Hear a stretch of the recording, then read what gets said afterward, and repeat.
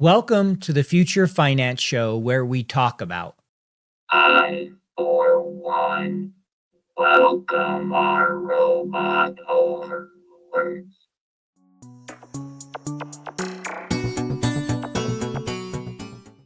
AI is fantastic, but it's still not smart. You think about what it's doing, grabbing everything and analyzing it, and based on what you put in, it's saying, based on everything I see out there, this is what I think the answer is going to be. It can't invent something brand new out of thin air. Tom Hinkle has been in tech for decades. Before AI, before smartphones, before data ruled the world. From Bank of America to Wells Fargo, he's seen how technology reshapes everything. Now, he says the real revolution isn't AI itself, but the people who learn how to use it. Now you have a different metric. Now you can do 10 times as many things in a work environment as you did before. Other than solving a really difficult problem that took you 10 hours to do, now you can solve 10 problems in the same amount of time. Setting up a FP&A model, if there's 10 steps, there's like 6, 7, or 8 that you do on every single model before you get to the specifics of this one. Well, AI is going to be able to do all that stuff for us. That's going to free the analyst up to spend more time on insights and finding patterns and doing some of the more exciting stuff. And people have to get really comfortable with this. These are skills you built up over your life that you're proud of and that you're good at. And that's true, but unfortunately, especially in the space we're in with technology, progress just keeps going. You got to keep learning. Future Finance is brought to you by QFlow.ai, the strategic finance platform solving the toughest part of planning and analysis. B2B revenue aligns sales, marketing, and finance seamlessly. Speed up decision-making and lock in accountability with QFlow.ai.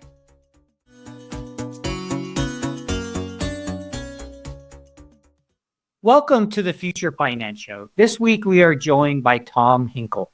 Tom Hinkle joins us from Charlotte, North Carolina. He is a Microsoft MVP with a strong analytics and database background.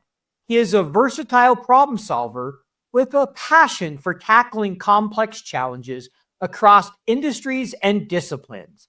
With over 20 years of experience, he brings a logical mindset, a deep understanding of business processes, and an adaptable approach to every project. Tom thrives on identifying gaps that hinder growth and efficiency, leveraging any tool at his disposal to drive meaningful solutions. Beyond his technical expertise, Tom's true superpower lies in his ability to build strong relationships and foster collaboration. His knack for clear communication, bridging the gap between technical and non-technical audiences, has made him a trusted mentor and leader in cross-functional projects. Always ready for the next challenge, Tom is committed to making an impact wherever he goes. Welcome to Future Finance. Paul is a little bit under the weather today, so the dynamics of the show are a little bit different. You've got the Glenn and Tom show today, so we'll be diving in solo here. So I think we are going to use Paul's intro though. So that was before when Paul was feeling better, but now we've got Glenn and Tom. So Tom, welcome to the show. Hey, thanks. Great to be here, Glenn. Looking forward to having this conversation. A lot of interesting things happen in the tech space these days.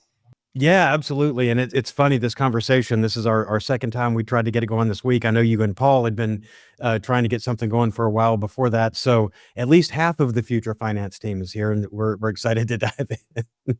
So I guess to get started, tell us a little bit about kind of your background, what you're doing now, and how you got here. Well, I started... I'm just going to tell for our viewing audience, I'm over 30. If you couldn't tell that already, I know I look young, but many moons ago, I got a computer science degree from NC State. And, these degrees changed. Now you have data science degrees, data engineering, data things. A lot of it, I think, was similar. We focused a lot on algorithms, and I focused on database technology and how to work with data and, use that to drive applications. So I spent, first 10 years or so in the tech space, and then things changed around 9/11, and I moved into the business side in banking and finance, where I really became focused on reporting and analytics. So for the last 15 or 20 years, I've been in different banks. I'm in Charlotte, North Carolina. There's Bank of America, Wells Fargo, TIAA, Truist. they're all here to some degree. So that's kind of where I am now. I'm still doing data and analytics, trying to learn the new tools. But it's funny, it's like many sports, even the baseball pros, when they go to warm up on their practice, they just start by throwing the ball back and forth to each other, and then maybe throwing a couple ground balls too to pick it up. The basics are always going to be in whatever tool you choose. So that's kind of where I ended up, and I enjoy the work. It's like playing games, like solving problems. So that's really fun too, whatever tool you use. Yeah, and I know, one of the first things I think before Paul even told me who you were, he talked about this the Minesweeper game that you built in Excel. So I was just ready to have one of Paul's Excel geeks come on and primarily talk about that. But it's funny that you say the tools don't matter, because I think was it Satya Nadella has been saying tools are about to get a whole lot less important, if you believe what he says, which basically his comments were around SaaS. And the idea is, if all this software is just a UI layer on top of a database, and really what we need is that database, if agents come about, or when agents come about, depending on how optimistic you are, when agents come about, that UX layer isn't going to matter. It's just going to be, here's our data schema, and tell the agents to go do this for us. So I think that agnostic approach to tools is about to really come front and center. And it's going to be, so with your background in analytics and database design, being tool agnostic, and just knowing that you've got to get those key data science principles and how you're going through and working with the data, what do you think is going to happen in areas like workforce analytics and compliance reporting? I mean, where do you see these trends going? And maybe you have to answer it two ways. One is, while the human is still the main driver of this, and two, what if these agents take over, and if we get closer to AGI and generative AI, and or not just generative AI, but AI in general, are taking over a lot of what we do? Where are you kind of reading the tea leaves right now on that? So I look at it. It is, AI is an incredible tool. I think it's one of the paradigm changing tools that are out there. There's a couple different things I've seen in my career. One of them was, I'm old enough to be around before what everybody knows is the modern day World Wide Web, the internet. I was around when it started, and people were just writing simple HTML. There was no interaction in pages. That was a game changing technology. A couple years later, the first smartphone came out, the iPhone. Now, it took a little while for people to really realize the potential of that, but that became a huge paradigm shift in our technology world as well, because people now you didn't have to go into a meeting or do a share to get somebody's information or report. You have it on your phone wherever you want, and somebody could design a mobile report and send it to your phone. And I think AI is the same sort of thing. Now, for me, I look at AI differently than a lot of the people do. I think a lot of people are really wowed by, it can do all this magical stuff and everything here. For me, what I see it doing is all the rudimentary kind of grunt work, if you will, that we all know how to do and had to do. And we've got proficiency with it. There's one example I'll share. When Excel 2007 came out, they added a button called Remove Duplicates, and I'm just going to talk Excel a lot today, because whatever tools we work with Python and Power BI and Tableau, Excel is always a part of every solution. It still is. And I'll get in religious discussions with people on this, but it is. But this button that came out in Excel 2007 was Remove Duplicates. From a table, you could define what a duplicate was. Is it one field or multiple fields? And you click a button and it removed all the duplicates. That seems really trivial today, because we've all lived with it for 15, 20 years. But before that, I had to have a Visual Basic macro to run on a table to remove duplicates, or do it manually by sorting, looking through them, and deleting the rows. So that button became a tool to just take a bunch of busy work out, and one of the data cleansing things is removing duplicates. That's what I see AI is going to do across the board. You asked about a couple industries and a couple things, but I think that's really where you're going to see the most benefit. Is it, setting up a FP&A model, or actually forgetting a couple of the examples you asked, but setting up these models, there's, if there's 10 steps, there's like 6, 7, or 8 that are pretty standard that you do on every single model before you get to the specifics of this one. Well, AI is going to be able to do all that stuff for us. with very, very minimal interaction to the AI tool. We're say, hey, I want you to go clean my data. I want you to remove the duplicates. I want you to identify any categories that seem similar and call those out to me and present them separately so I can make a decision. And I want you to make sure all the numbers are formatted to 2 decimal places. That's going to be the extent of your cleansing coding, and it'll be done. And that's going to free the analyst up to spend more time on insights and finding patterns and doing some of the more exciting stuff in the AI space. But for me, the game changer is just taking off all that busy work. It's trivial to do. Yeah, and I think already like cleaning data sets outside of Excel, I frequently, one of my use cases for ChatGPT all the time is I will take a data set in a CSV and have, because whether it's date formats or missing values and just all the data cleaning that you have to do, generative AI is pretty good at data cleaning, and that's before it's fully integrated via Copilot into Excel and everything. And it's just, Microsoft didn't invest whatever they're up to now, $15 billion across the different, their different investments. They're going to get this right. Copilot is going to get there. And I don't know if you're having any luck with Copilot right now, I'd like to hear it. But I guess kind of on that vein, you as a Microsoft MVP and a big advocate for Excel, and I'm right there with you when, I love to do stuff in R or Python, not R as much anymore, maybe more Python, but the place that I start is always Excel. I mean, it's Everybody just does. quick Yeah. visualizations and all that. And I don't think Excel is going anywhere, but how do you see and I'm honestly, I have not, it's kind of like dipping my chocolate in the peanut butter. Like I'm not a great coder, but I'll do some stuff in Python. I have not messed around at all though with Python in Excel. I can't join those in my brain, but I see with Python and Excel and with Copilot, getting there, and I know it'll get there soon. But what do you see? How do you see AI changing Excel in the coming years? And maybe it is just like I see like all the formulas that coming up in my FP&A background, you were very proud of your complex formulas you did and the nested if statements and all that. And I feel like maybe that's going to go away. Like Yeah. we're going to, you're just going to, in natural language, just tell it what you want to do and the AI will go do it. But what are you seeing? What do you think is going to happen to Excel with AI? And sadly, I agree with you, Glenn. And then coming from a coding background, I'm also really proud because you know what? Any room I'm in, I'm the best coder in the room. I'll tell you that right now. I think that goes along with coding. There's it's not an arrogance, but there is an ego to many good coders where they really, they found some ways that everybody's got a different style and they've tweaked it and done some things. But yeah, we're going to have to let that go a little bit. Back to my example about the remove duplicates button, I made a macro that went through and removed the duplicates at a touch of a button. It wasn't necessary at all anymore because it was a button you press on a ribbon. So I had to let that go. Now, I still think you're going to have the technical knowledge to do it because AI is not magic. It's, based on an LLM, which is, large language models, which goes out and looks at everything that's been done in the internet, everything I say, but, looks at a large set of information and based on that comes up with some recommendations. So it's not always going to be perfect.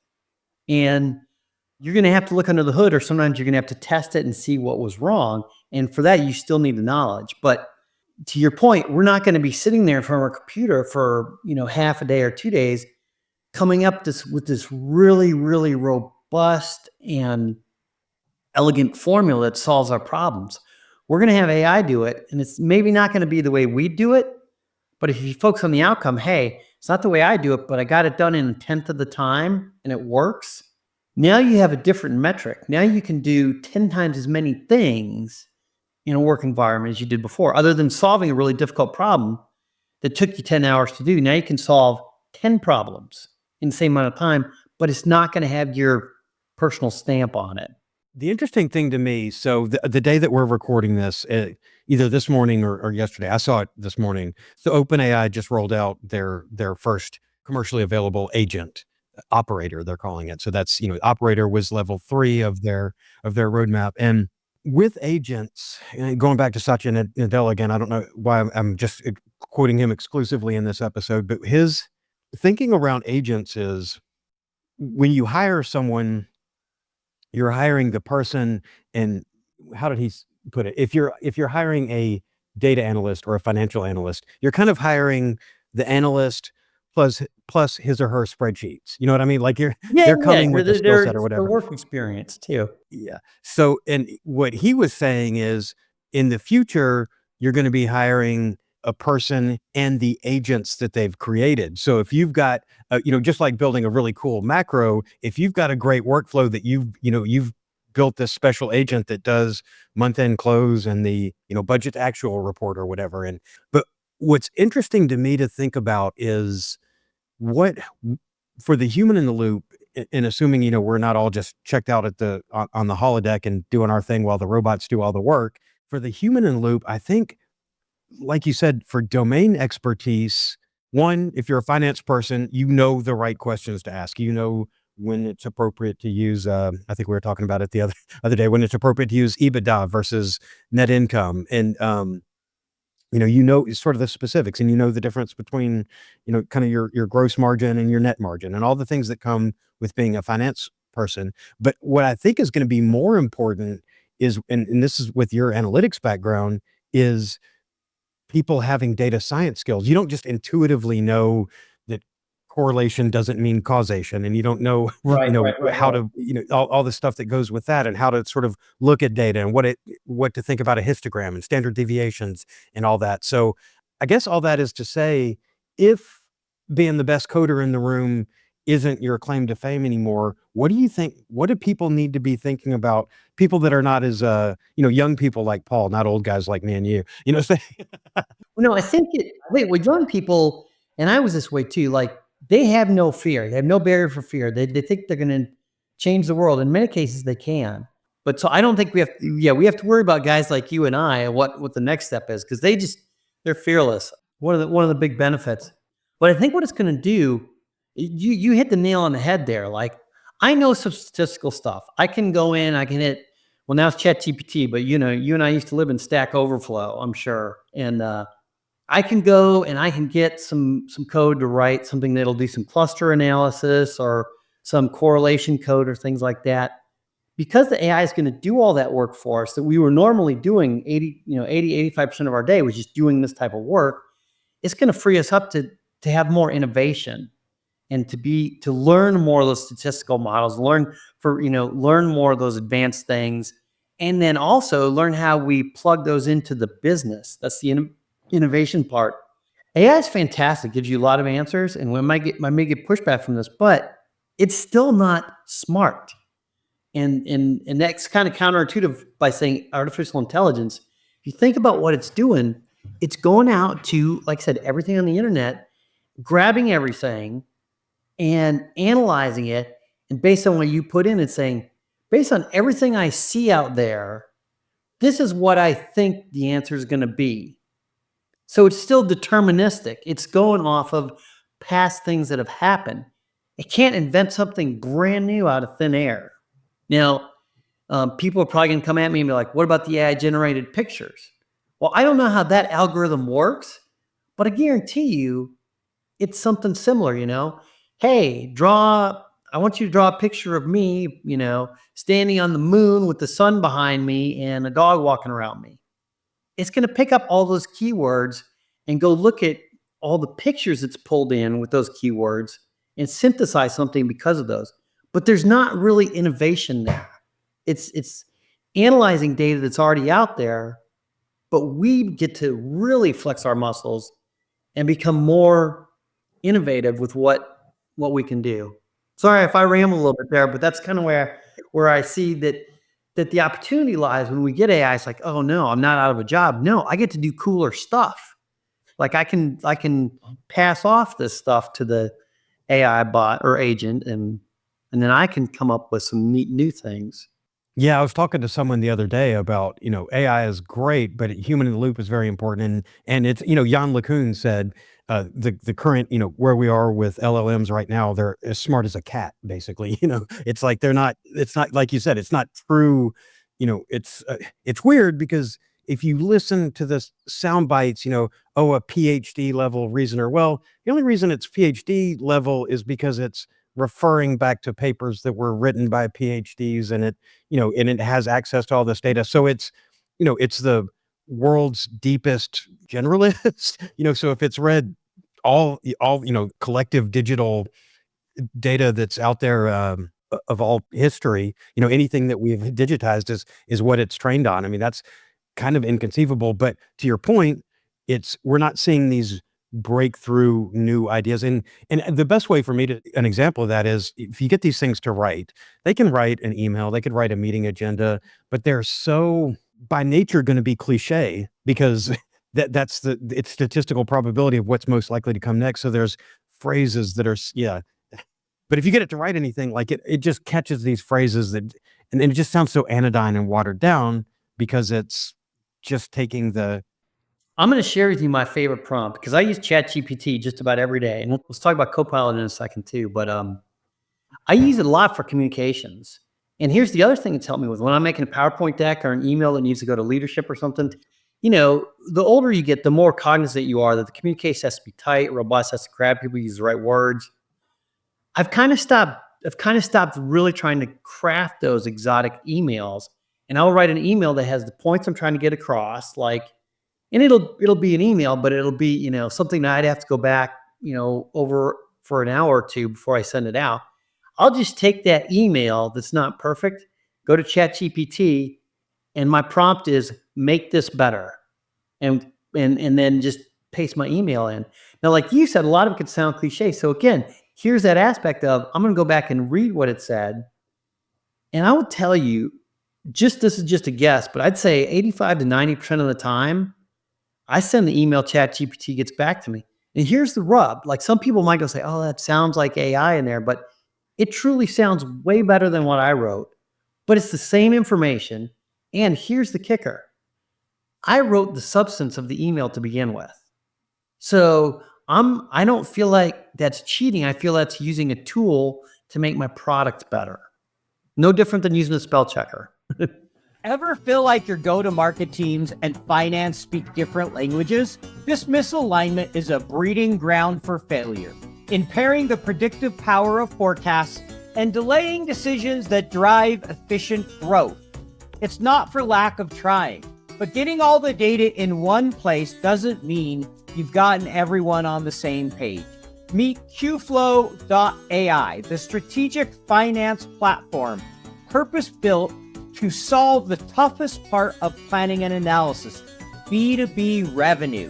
QFlow quickly integrates key data from your go-to-market stack and accounting platform, then handles all the data prep and normalization under the hood. It automatically assembles your go-to-market stacks, makes segmented scenario planning a breeze, and closes the planning loop. Create airtight alignment, improve decision latency, and ensure accountability across the teams. Yeah.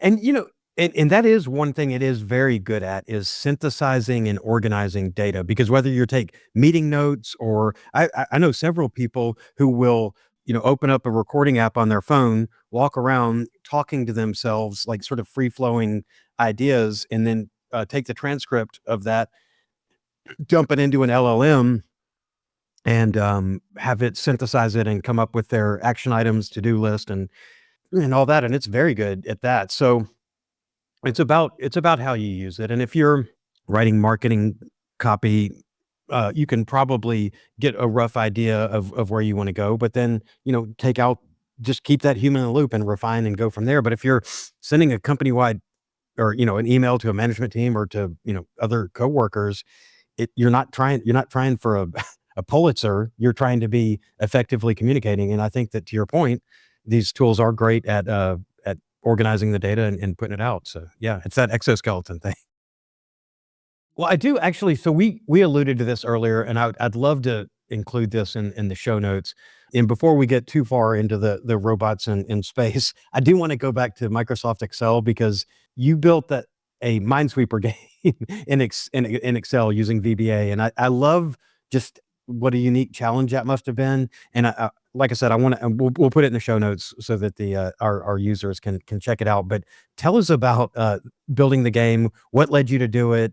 Yeah, just give us some background on that. Yeah, I'm older, but I'm a constant learner. And, with all the tools we've had out for analysis stuff, I used to be a fantastic coder. And I did a lot of C, and then I really got into VBA and like really deep, like, one of the 8 people on the planet understands class modules and what they're for and why you don't need them very often and things like that.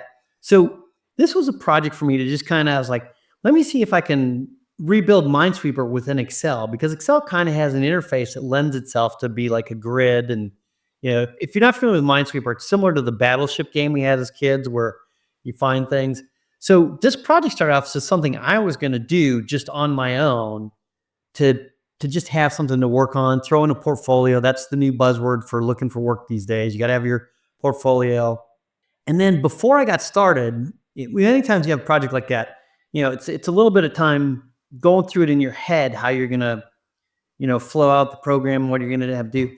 And when I got it done, I said, hey, why don't I see if I can do this in ChatGPT? Let ChatGPT write all the code for me. And so I did it, and it was done in 3 hours. And there's nothing in there I couldn't have done myself, but it would have taken me a few days to do. And it was really cool because I got to and I'll tell you too, it was done in 6 prompts. That's it. To write this whole thing. And I'm talking not just the engine of the gameplay, but the presentation too. I mean, my first prompt was totally based on setting up the game board. And I basically went in there and just, like I'm talking to you, Glenn, I'm going to tell you exactly how I would design this in the beginning, this first step, and that's exactly what I typed in ChatGPT. Okay, Glenn, what I want to do in building this Minesweeper game is I want to go out and check my workbook and see if there's 2 tabs named Minesweeper Game and Minesweeper Hidden. If they're not there, create 2 tabs that have those names. From there, give me a range, give me a grid of cells in each of those sheets. Same thing exactly like that, in each of those sheets. I didn't go back and re-put the sheet names in. I just said it conversationally in ChatGPT. And I said, give me a 15 by 15 grid starting at cell D10. And I don't remember the exact reason for that. Starting at cell D10. And what I want you to do is when you have that grid, make these range names. And I gave it a range name for each one of those. And then color each cell gray and make each cell look like a square. Because, in Excel, the cells are rectangular.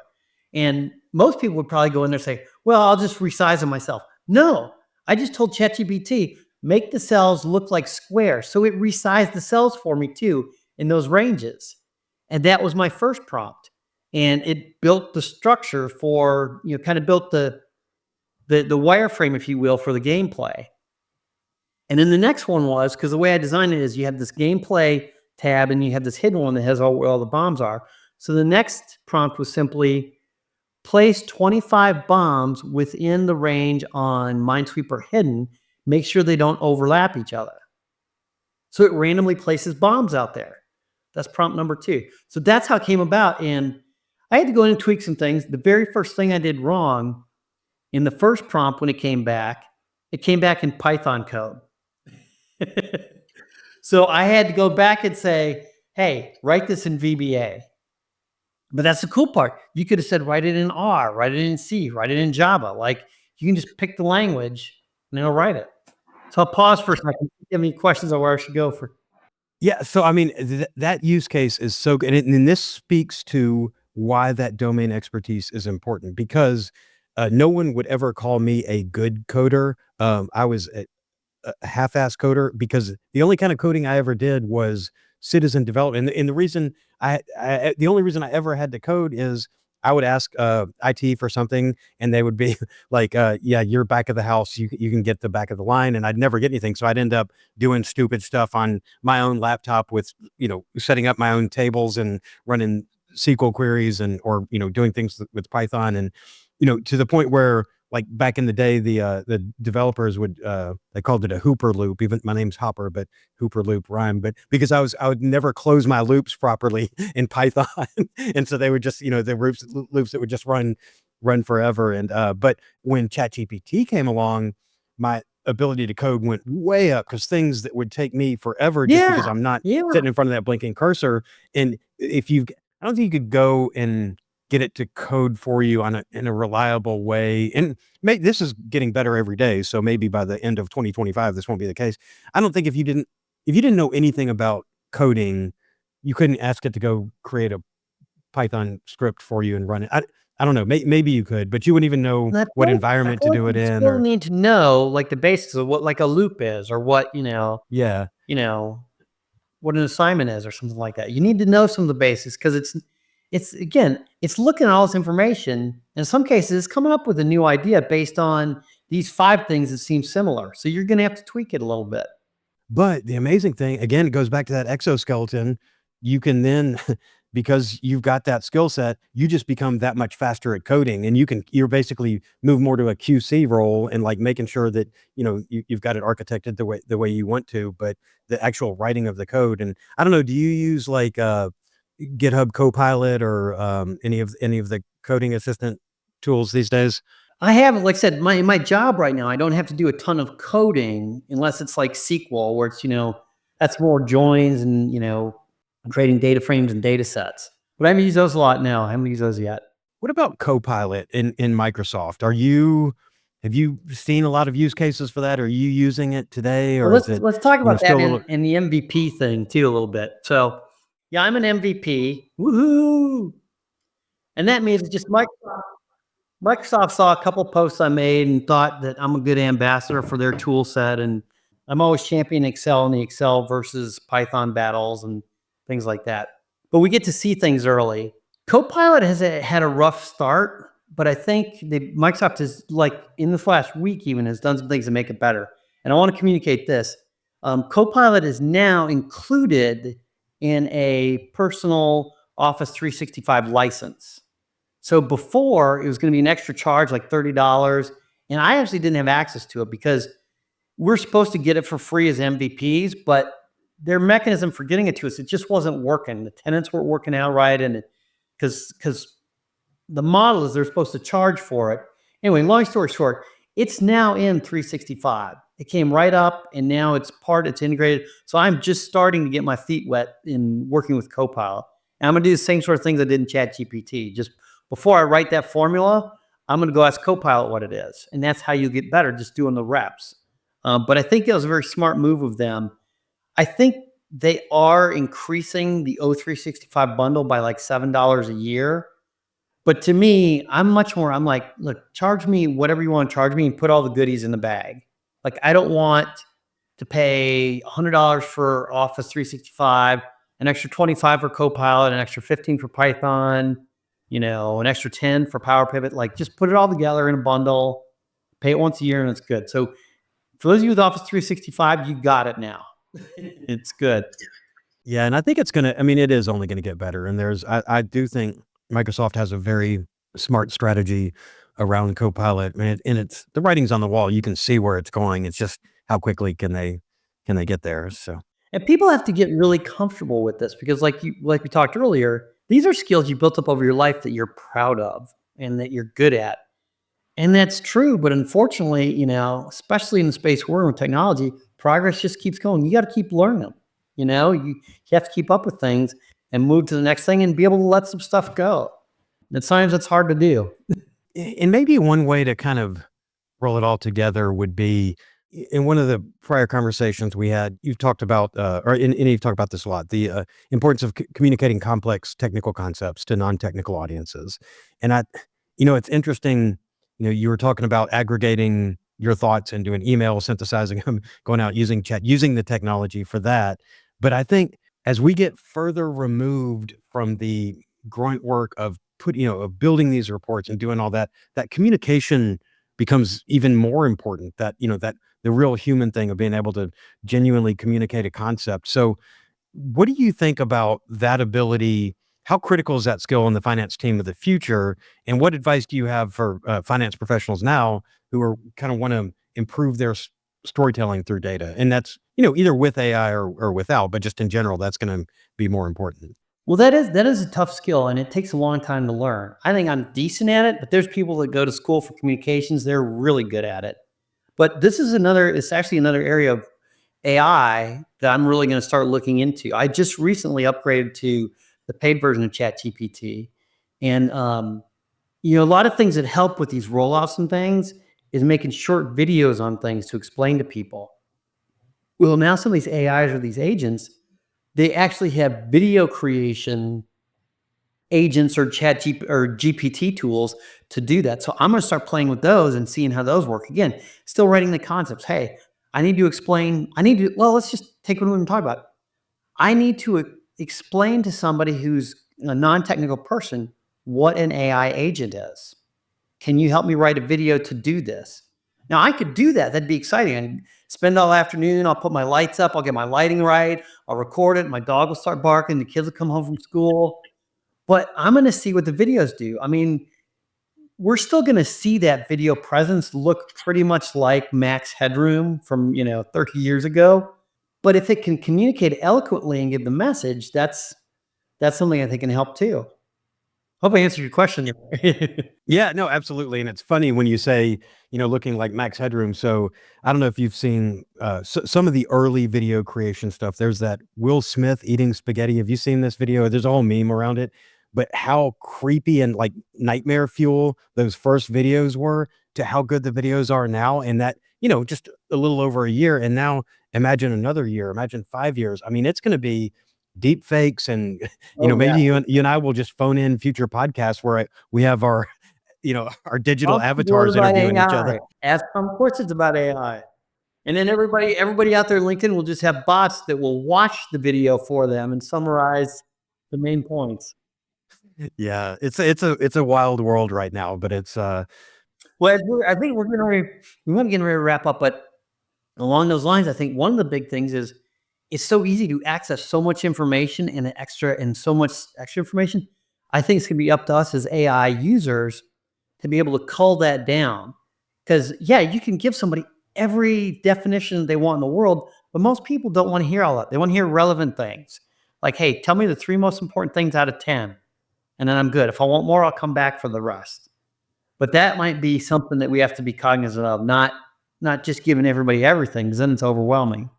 Yeah. Well, that goes back to the storytelling bit. It is finding the signal in the noise when all this information is out there, that you have to be able to tell that story and to be able to grab what the meaningful data is in this, fire hose of data that's coming at us every day.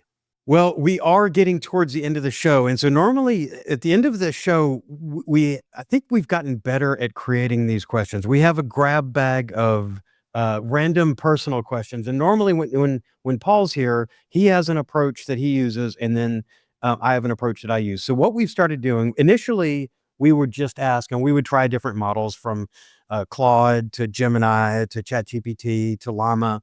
And we would say, come up with 25 fun personal questions that we can ask our guests. But what we started doing is I built a GPT, and then Paul, I don't know if he built a GPT or if he's just doing it, but we'll actually take like your LinkedIn profile and whatever. If you've got a website, we'll take that and we'll dump that into the GPT and say, come up with a list of 25 questions. And then, so the delivery, normally Paul, he gives you 2 options. He can either do a random number generator, or you pick a number and we ask that question.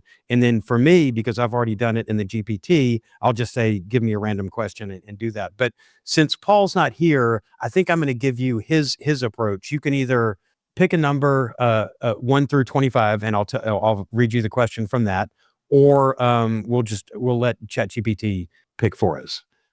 I'm going to go do this later. Give me a choice 1 to 25.